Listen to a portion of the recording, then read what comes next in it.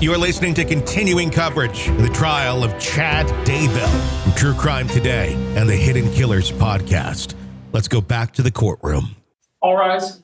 The court is now in session. Honorable Stephen W. Boyce, Judge presiding. Thank you. Please be seated. We could have the jurors brought in, please, Mr. Bailiff. All right, please. Here's our President Counter for you, Honor. Thank you. Please be seated. All right. Good morning, everyone. We're back on the record on case CR 2221-1623, State of Idaho versus Chad Guy Daybell. State's present, as well as the defendant and defense counsel. The jurors are all presently appearing and properly seated and accounted for, and I've received the juror affirmation from each one of the jurors. So thank you again for continuing to follow the court's instruction as we break each day. At this time, the state is continuing in its case in chief, and I believe has additional witnesses to call today. Who will be calling the next witness, and who is the witness? Your Honor, I will be calling Tammy Wilmore. Very well. If you can call your witness at this time. Swear or affirm the testimony you're about to give will be the truth, the whole truth, and nothing but the truth. So help you God. Thank you. Okay, thank you.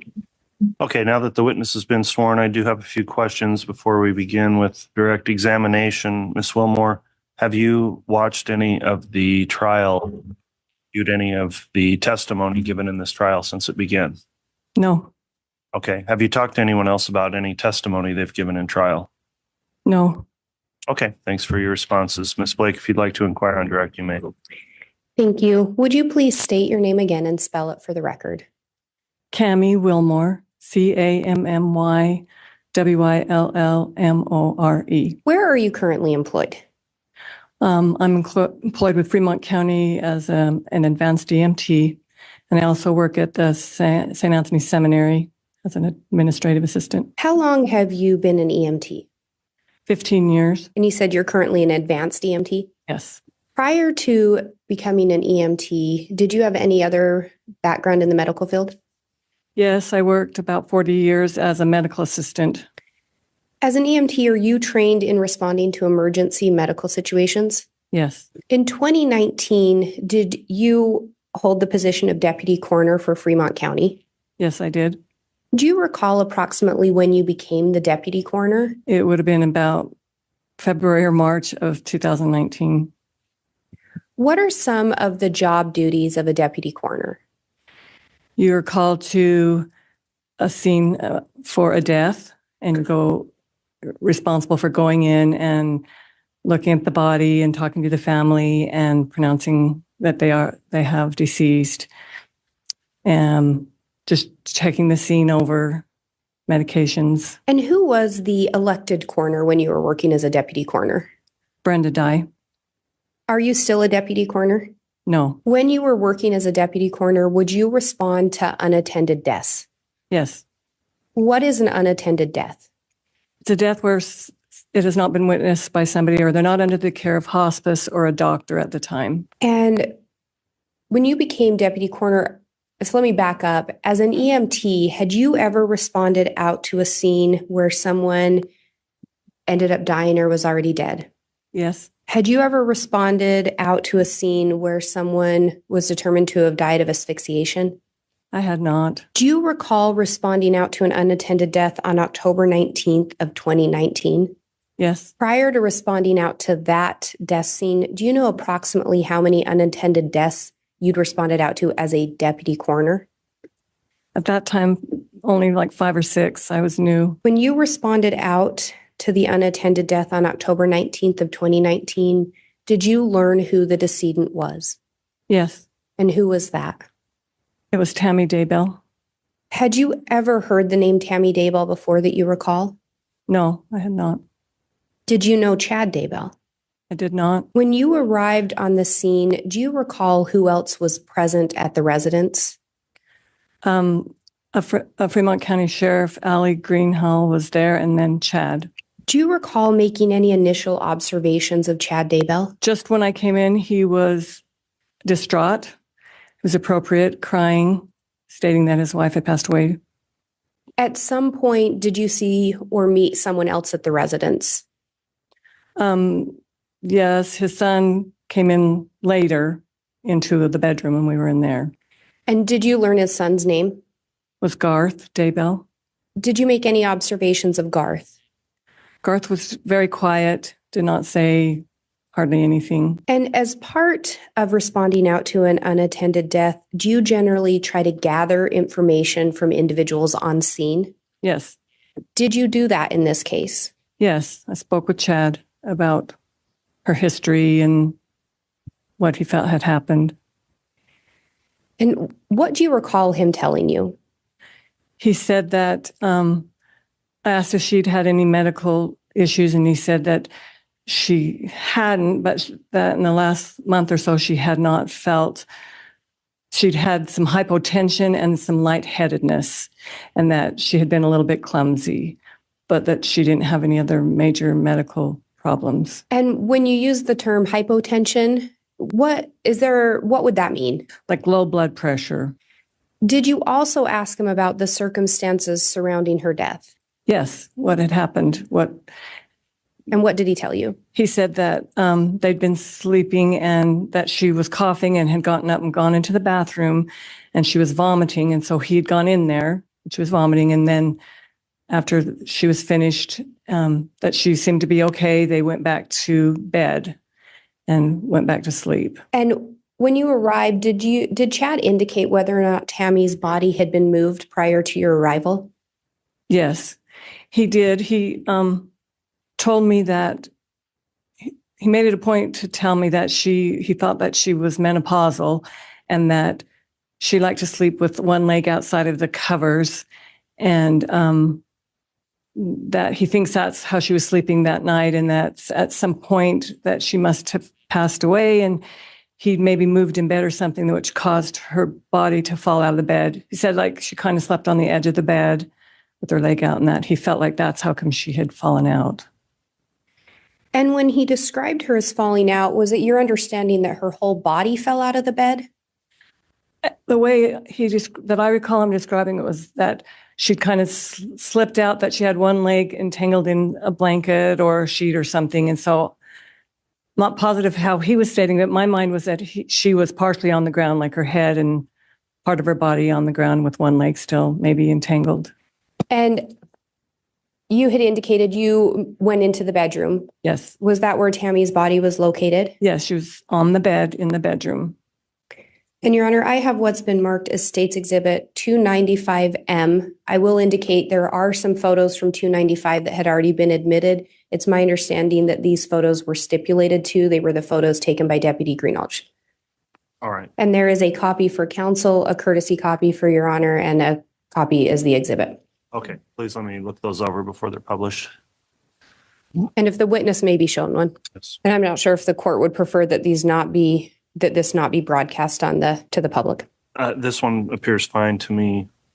And to be clear then, 295, is this a series of photographs? It is a series of photographs that had previously been admitted. However, M was not one of them.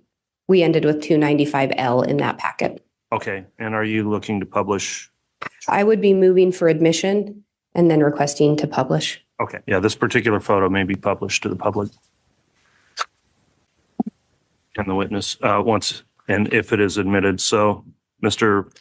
Pryor, have you had an opportunity to review 295M? Judge, this photo was previously stipulated by the parties.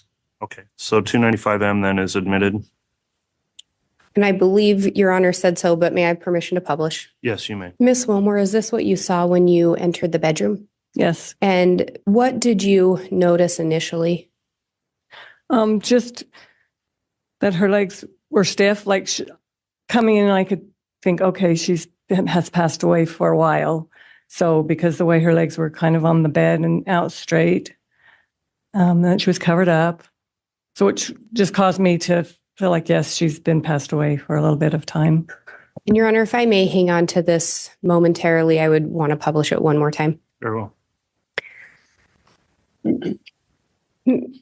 Ms. Wilmore, what other observations, if any, did you end up making in regards to Tammy's body? So we took the sheet down to just kind of look at her body to see. And the only I looked for things on her face and neck and stuff all around her. All I really saw were a few bruises on her bicep at the time that I felt just looked like somebody had bumped into something, or not a fresh bruise, more of a older looking bruise to me. And did any of your initial observations cause you pause? Yes. The very first, when I walked in, she had this foaming that was coming out of her mouth. That was probably the very first thing that I was surprised at. It wasn't something that I hadn't really seen before. I've seen foaming little bits, but this was kind of like a foam cone that was coming out of her mouth. So I was surprised by that. And did you actually end up doing anything in relation to that? I didn't at the time. I knew that the coroner was coming, and so I didn't really want to do anything with the body till she got there. And when you talk about the coroner coming, if the coroner shows up, would she then take over the job duties? Yes. So as deputy coroner, you more respond out if she's unavailable. Is that correct? Yeah. If she's unavailable, or like I could get to the scene quickly, she had to come from Island Park. It was close. And so she just had me respond first. And do you recall approximately when you arrived at the Daybell residence? The call came about 6 a.m. And so it was probably about 6:35 or 6:40 by the time I got there. Their house was like 10 miles away from where I live. Had to get up, get dressed, that kind of thing. And when the call came in, was it pretty clear that there was no need for emergency services? Yes, it was.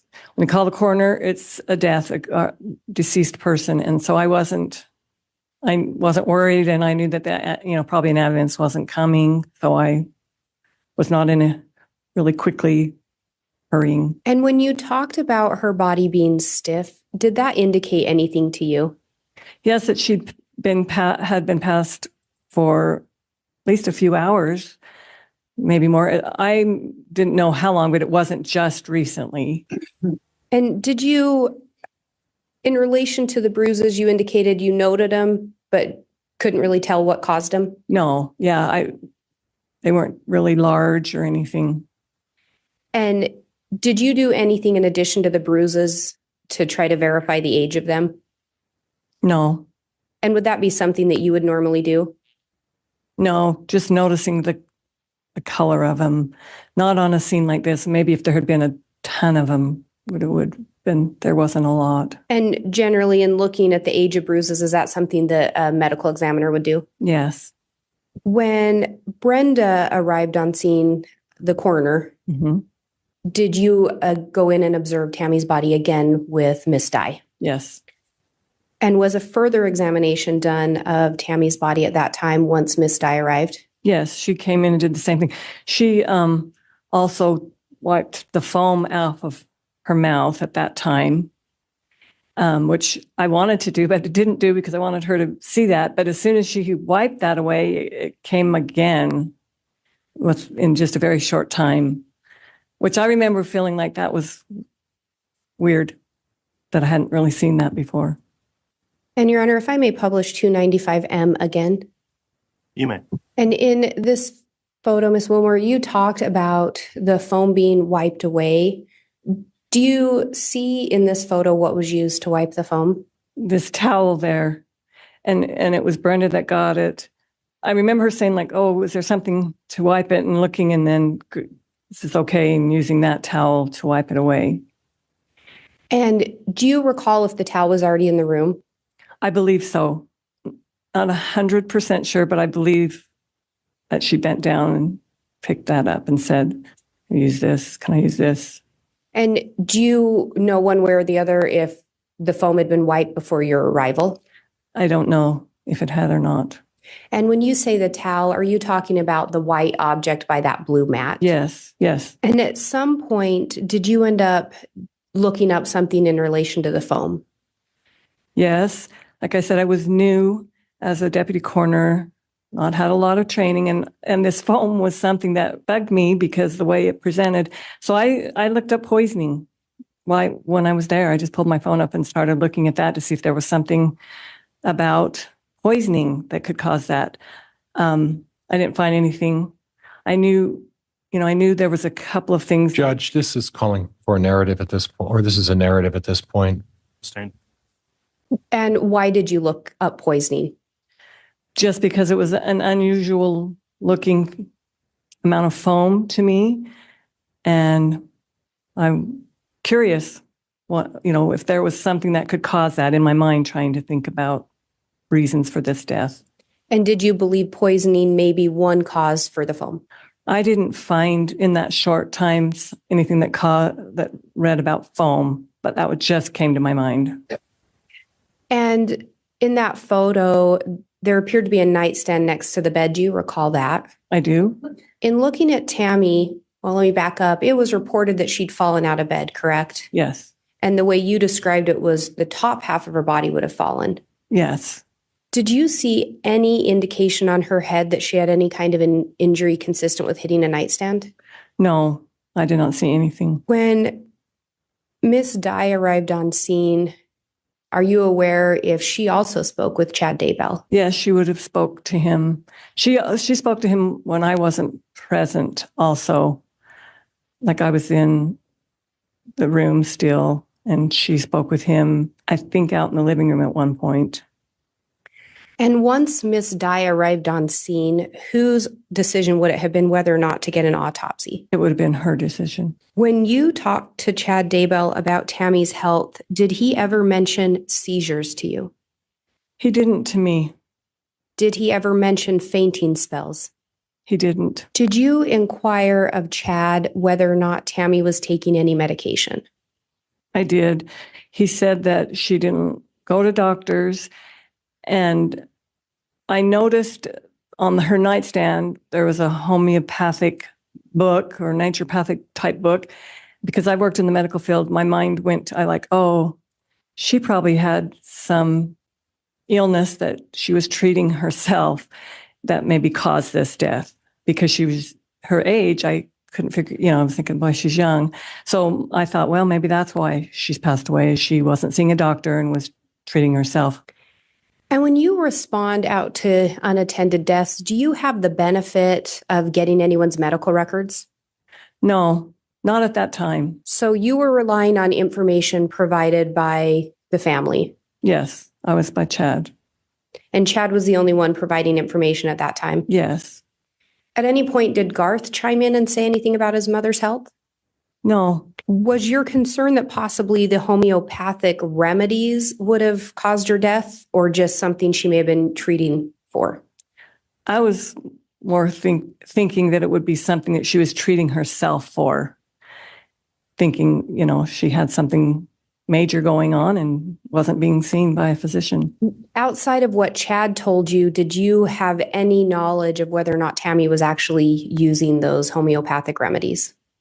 No, I didn't. I did ask to see her medications, and I did look in a cupboard in the kitchen area. Did anything catch your attention in relation to the medications in the cupboard? No, there wasn't anything that stood out to me. There was a few herbal type things, and no, I was more looking for a, maybe prescription type medication. I didn't see anything that stuck out. And when you talk about her maybe having an illness she was trying to treat, are you talking about something more than like a common cold? Yeah. If she could she have had a stroke, or just something underlying that she wasn't aware that she'd had. And do you recall, did you provide the information you had to Miss Dye when she arrived on scene? Yes. And at some point, and let me back up as well, when Miss Dye arrived on scene, did you defer to her? Yes. And she then took over any additional? Yes. Were you involved in a conversation regarding whether or not an autopsy should be conducted? Yes, I was. And at the conclusion, did Miss Dye determine not to have an autopsy ordered? Yes. Do you know if Chad Daybell wanted an autopsy? We distinctly asked, I remember us asking him, would you like an autopsy performed? And he said, no, he did not want one. And when you respond out to unattended deaths, will you also consider external information? You mean like from family members or other sources? Yes. When you responded out, had you ever heard the name J.J. Vallow? No, Had you ever heard the name Tylee Ryan? no, Had you ever heard the name Lori Vallow? no, no, Had you ever heard the name Alex Cox? I had not. Have you since heard of those names associated with Chad Daybell?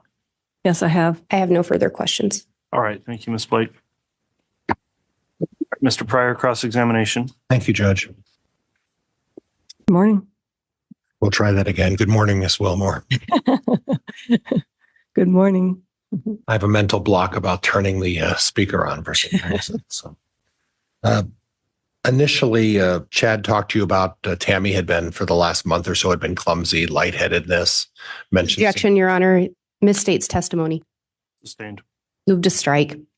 Strike that.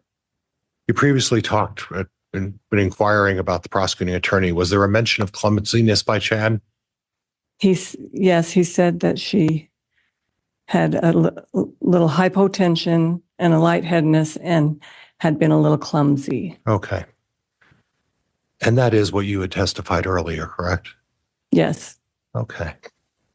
Now, I understand that you had, I saw your interview with the FBI. Do you recall talking with the FBI? I do. Okay. And in that interview by the FBI, you noted that you had some 40 years as a medical assistant, Yes. that you were a trainer in EMT and EMR. And can you explain to me what those are? Well, they're just levels of in the EMS system. You start out as an emergency responder, then you become an EMT, and then you become an advanced EMT, and then, well, it doesn't have to be in that order. Like you could be an advanced EMT going through, but I train people that are going to be EMRs or just basic EMTs. Now, I noted in the interview with the FBI, you made mention that you saw a book on the nightstand, and it notes for homeopathic and natural remedies. Mhm. Is that what you saw? Yes. Then there's a comma and it says essential oils and herbs. Did you see on the nightstand essential oils and herbs? No, just like on the book, the cover, the title on the book. Okay, so the title of the book was on the nightstand talking about essential oils, herbs, homeopathic and yeah. natural home remedies. Yes. Okay. And then when you looked in the cabinet, were you able to confirm that there were some homeopathic medicine? No, yes, a few. I don't recall what the names were, but there was a couple. Okay. Now, at the time that you spoke with Chad about a autopsy, was anybody else from the Daybell family there at that time? I don't recall that there was. Okay. I just remember him standing off to the side. Is it possible that there was a discussion at that point, and that it was actually Emma who had talked about? Objection, Your Honor. Counsel's adding testimony. Sustained. Is it possible someone else from the family had suggested an autopsy? I do not know. You don't recall? Don't recall. And your recollection is that it was just you and Chad and the coroner there at the time discussing that. Is that right? And the mortician was there also. The mortician was there as well. Okay. Mhm. Are you aware as to whether or not there was a previous discussion with the Daybell family and Chad about on the topic of a autopsy? I'm not aware of any. Okay. Do you recall telling the FBI in your report that Chad mentioned Tammy had not seen a doctor about her illness? Yeah, that she didn't go to doctors Well, much, that she just didn't go to doctors. okay. The expression my recollection is that it was, she did not, what you were quoted as saying by the FBI is she did not go. Objection, Your Honor. I think if counsel wants to show her a report to try to refresh her recollection, that's one thing, but Sustained. I'd object to it being written. Is it possible that you told her, is it possible that Chad told you Tammy didn't see any doctors about her illness? Like a specific illness. I think all I recall was just because I'm medical field, me saying, well, does she have any other illnesses. And he said, well, she just doesn't really see doctors much. So it wasn't specific to that illness. It was more of a history type. Okay. Did Chad mention to you that Tammy had not been feeling well for about a month or so? Yes. That there was a discussion about lightheadedness? Just that he stated that she'd had some lightheadedness. Okay. Now, on the issue of the towel that was used to wipe away the foam from Tammy's mouth, did you look at that towel before you used it to see if there was anything on it? I did not use it. It was Brenda Dye that used it. Okay. So I can't comment on that. Did you see Brenda use it? I did. Okay. And Brenda got it somewhere off of the floor? Yes. Okay. And did you happen to look at the towel prior to her wiping off the No, face? I didn't. You talked a little bit about the bruise. And in your medical experience, you mentioned that the bruise was nothing of significance. Is that what you testified previously to? Yes, that's how I felt. Did you observe that bruise? You mentioned that previously, if I recall your testimony earlier, that it wasn't red. Is that? Yeah, it was more of a blackish blue, an older looking coloration. Okay. Okay. And that was nothing that drew your attention in terms of concern. I just noted it because that's part of my job. And as part of the 40 or 50 death scenes you went to, seeing a bruise like that is nothing. Objection, Your Honor, misstates the testimony. Sustained. You've been to 40 or 50 death scenes, right? Only four. Well, I had as an EMT been to lots of deaths, but as a deputy coroner, I'd only been to about 5 or 6 in the time I had become the deputy coroner. So the combination of your EMT and experience as a coroner, it's 45 to 50 plus death scenes. Is that fair? That's fair. And at the time, the bruising is not something that you took into consideration when deciding whether or not there needed to be further investigation of this. Is that correct? Yeah. Yes. I would just say it was not enough to be noted as anything suspicious. And again, how many of those were on there? Bruises on the arm? Maybe like 2 to 3. Okay. And then anything else on the body, the chest, anywhere else? Not that I noted at that time. Okay. And then you were concerned about the foaming of the mouth, correct? Yes. And as part of your limited research, you didn't find anything in your role as part of looking. Was that curiosity or was that part of your role? Because I was new, because I love medical stuff. It was a curiosity. It was also because she was 49 Right. and I didn't understand. I thought of some other things like congestive heart failure or a heart problem. I knew some of those things could cause some frothing is what they described.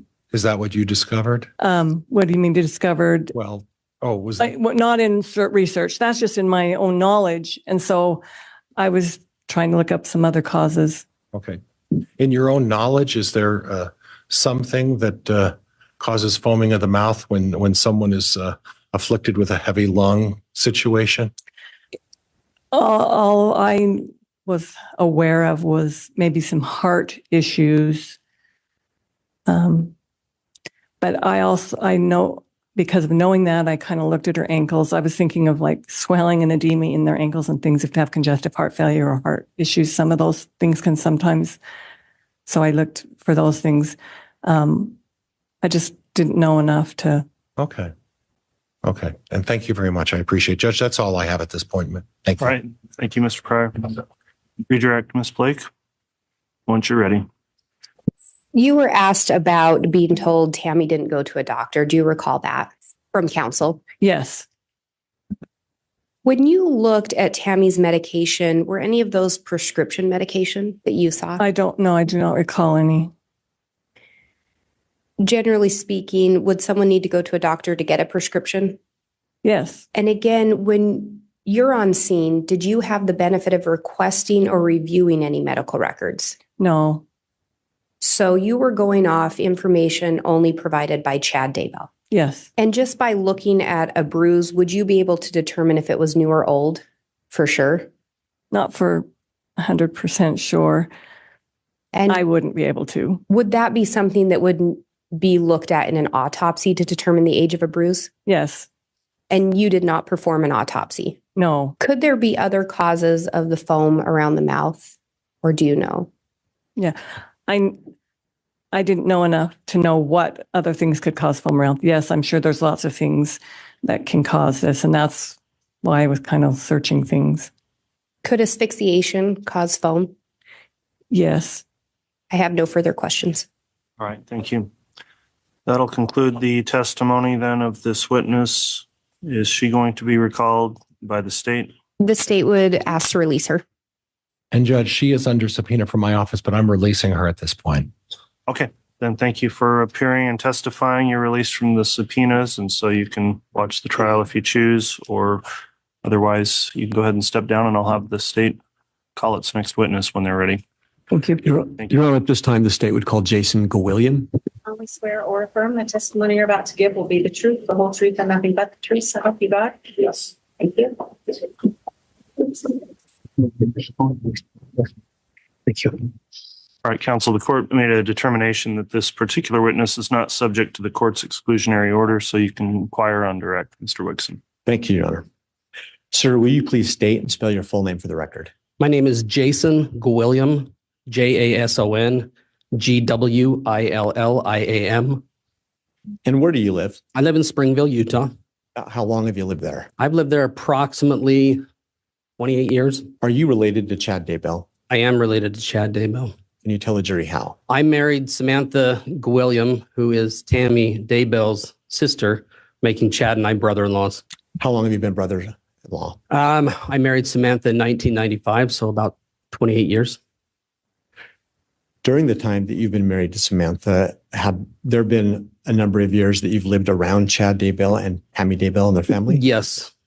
About how many years did you live in the same community as them? When my wife and I were first married, we spent approximately 2 years, year and a half in Cedar City. And Chad and his family at that time were in Ogden. We moved into Springville. Well, I'm going to go on and say about 26 years. We moved into Springville in the winter of 96. And I think they moved in shortly after that in 97. So from 1997 until they moved to Idaho. When did they move to Idaho? Moved to Idaho in 2015. So 18 years, does that sound right? Yes. When they moved to Springville, did you live in the same neighborhood? When they first moved in, we actually lived across the street from each other. After that, sequentially, we moved around the corner. We were probably within a block for that entire time. Can you explain to the jury kind of the nature of the relationship? How often did you have interaction with Chad and his family? We would have interaction with them. It wasn't uncommon for at least once or twice a week. In Chad and I's case, probably sometimes 3 to 4 times or more a week. Did you go to the same church? We did attend the same church. Did you and Chad ever spend any time working together? We did spend some time working together. Chad and I had opportunity throughout that time to share, I think, at least 3 shop spaces together. And previous to him moving up to Idaho, he and I worked together for 6 months before he went up there. Could you explain to the jury, do you feel like you are someone who is close to Chad? I feel like that Chad and I were very close. Are you aware of any other friends during that time period that Chad had that were maybe closer even than you were? He had friends from high school. He had other relatives that he had. But it probably wasn't as close as what we were, or I felt we were. Being relatives and close friends, did you and Chad ever have one-on-one talks or conversations where you might confide in one another? We had a lot of backing up. We have a lot of talks where we would talk about different issues with regards to family, with regards to religion, with regards to just about anything. And I felt like we had some really deep conversations in regards to a number of things, just as 2 good friends and brother-in-laws would. Was there ever a time that Chad expressed to you any concerns about his marriage to Tammy? I don't want to say concerns at that time, but you have your relationships that you have with your spouse, and there are times where you don't always get along. And so we might have discussed and talked about some of that. Did Chad ever discuss with you his intimacy with Tammy, his wife? There were times he did. What in particular would he discuss with you about that? Object at this point. This isn't relevant. Sustained. Was there anything specific in your discussions with Chad that he explained if he had concerns about his relationship with Tammy? Just in the fact that I think he felt like at times it was a little vanilla. It was a little bland. What did he mean by, what did he say about that? Just in certain aspects of the relationship, that it was just a marriage of just, we have a lot of routine, just general routine that we go through. Did you and Chad share the same religious views, generally speaking? Generally speaking, while he was in Utah, yes, we did. Had Chad ever confided in you or shared with you any experiences that he may have had in La Jolla, California? He did. Can you explain La Jolla? Yes. Can you explain to the jury what did he tell you about that experience? Said he had an experience that was a little life-changing in the fact that he was in the ocean, large wave came in, a lot of rocks, smashed him against the rocks, chewed up his back pretty good, and it was one of those moments that you just don't forget. And did he also share with you an experience that he had in Flaming Gorge, Utah? Yes, he did. Judge, I'm going to object at this point. This is becoming leading. Overruled. Yes, he did. What was that experience? Another experience in his youth where he was jumping off cliffs, and as he hit the water, he felt that his spirit separated from his body and become torn from his body. Is that something that he'd explained to you originally? He had talked to me about that. Judge, could we get some foundation as to time, date? Sure. Can you let the jury know, when did these conversations occur? What year approximately? Conversations occurred early 2000s when we would have conversations about that. Yeah. And we'll get to it later, but was there a later time that you also discussed these? We did discuss these later, yes. But in the early 2000s is what you're saying as to these two conversations, Yes. is that right? I'm going to have you, Mr. Rickson, as well as you, Mr. William, just please slow down a little bit and try not to talk over the top of each other for our record. Thank you. Sure. At some point in time, did Chad's religious views change? I believe they did. Let's first explain to the jury, when did you first start seeing this kind of a change? I would say at the time he started writing his books. Can you pin it down to an approximate year? If I were to put an approximate year to it, I would say 2006 to 2007. In what way did his religious views change? They became more focused, hyper-focused on preparing end of times, things of that nature. When you use the word hyper-focused, what do you mean by that? I think as a general rule, most people involved in our religion have a tendency to try to round out the religious information they receive. And in this case, by saying hyper-focused, I would say that it became more of an obsession and more than normal. At any point in time, during this time frame, did Chad ever express to you a feeling that he had received visions? He did. And approximately when did he first start expressing that to you? Probably around 2010, 2011. What types of visions did he tell you that he was having? They were visions regarding how things were going to play out in the last days. At some point in time, did Chad again visit with you about this experience from Flaming Gorge and La Jolla, California? Yes, he did. Did anything about the experiences as he shared them with you change? Originally, there were experiences that you have that are impactful. They soon became near-death experiences as opposed to just something that was impactful. Could you explain a little bit more about that to the jury as to what Chad would explain when he couched them as near-death experiences? Originally, when the stories were told, it was an experience that happened, and then it became an experience that happened in La Jolla, where I had an experience where I saw a relative that had deceased and passed on. And then the experience in Flaming Gorge became my body and spirit were torn and the veil was ripped and I could see into the heavens and into the eternities. Was there anything about that change that you were concerned by? Yeah. What was that? That it wasn't consistent, that it just became more of a narrative now. From that point forward, did you continue to see Chad's religious views change? I did. In what way? It again started focusing more on end times, more on what would happen in America, what would happen with things in the future. When did he first start expressing his views on those things? That would have been around 2013, 2014. And could you be a bit more specific about the nature of what he was telling you? He got involved with other authors. They started to publish books and write books.